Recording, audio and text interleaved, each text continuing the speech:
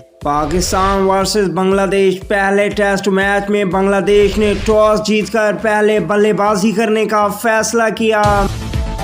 Bangladesh team का पहला खिलाड़ी 19 रन पर आउट हुआ, हसन अली ने विकेट हासिल की। दूसरा बल्लेबाज 33 रन पर आउट हुआ, विकेट हासिल की शहनशाह आफरीदी ने।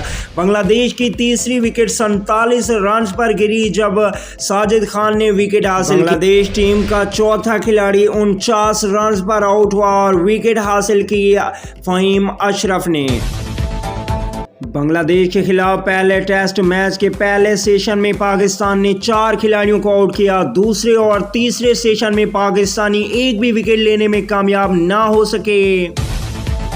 बांग्लादेश के middle order batsman Mushfiqur Rahim और लिटन दास के दरमियान 204 रन की एक अनबीटन पार्टनरशिप हुई। लिटन दास ने 113 रन बनाए और वो नॉट आउट हैं, जबकि मुशफिकुर रहीम ने 83 रन बना रखे हैं।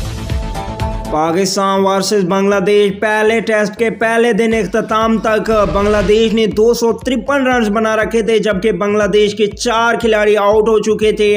बांग्लादेश के इस वक्त मुशफिकुर रहीम 83 रन बनाकर नॉट आउट हैं और लिटन दास ने 113 रन बना रखे हैं।